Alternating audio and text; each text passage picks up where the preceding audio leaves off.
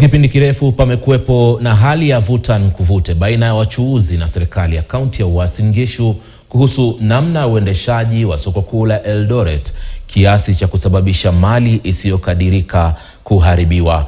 Ila mpango wa serikali kuu na ile ya kaunti ya kufanikisha muundo wa kima cha shilingi bilioni 1 huenda ukatoa suluhisho ya kudumu kwenye changamoto ambazo zimekuwa donda ndugu.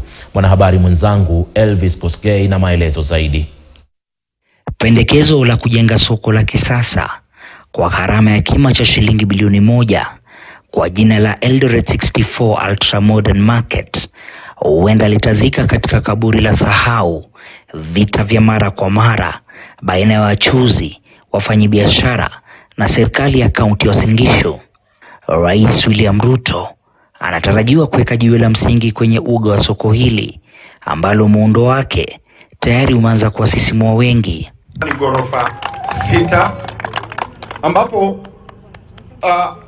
ni ramani ya kipekee kwa sababu kule chini ambako tunakuita basement kutakuwa na nafasi ya kwamba unaweza kaegeza magari 144 basement. Kamilisha hii pamoja na hii, I'm telling you Eldoret itakuwa champion ile ya ukweli. Mnasikia? Kando na hiyo, hapa tunajua tuko na vijana wetu wengi hawana kazi. Na hawa vijana hapa itasota hawa wengi, especially wale walikuwa nasukuma hiyo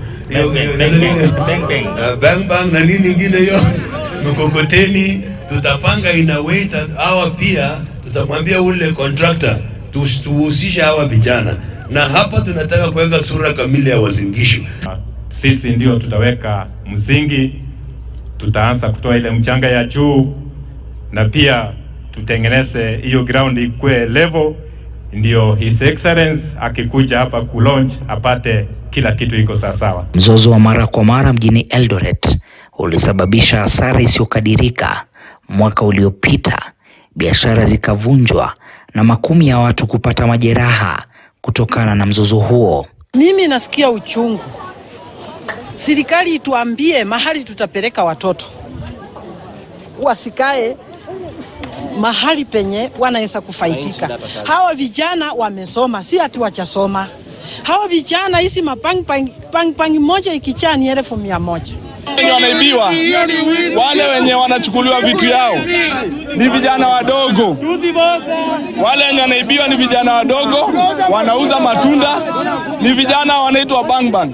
Endapo litafanikishwa kwa wakati, huenda wakazi wakanufaika kutokana na hospitali ndani humo, sehemu ya kuegesha magari, zaidi ya watu 3,000 kuajiriwa na mengine mengi.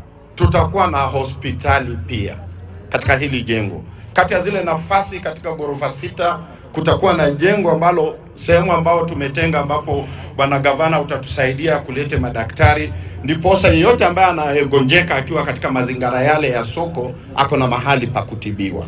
Tutapanga na hawa MCS kwamba tunapoweka hizi stores out of these stores hata karibu 30 ama 60 because ni nyingi sana, tunaweka watu kutoka kule reserve, kila ward mtu moja champion yao huko wakuje pia wafanye hiyo biashara. Kitu tunataka ni kwamba Uasin Gishu tukue champions ya biashara. Wanasema kwamba ada ya mja unena, muungwana ni vitendo. Hiari na muktari sasa ipo juu ya wahusika. Elvis Kosgei, KT News, katika kaunti ya Uasin Gishu. Kutoka Uasin Gishu tuelekee kaunti ya Turkana ambako visa vya magonjwa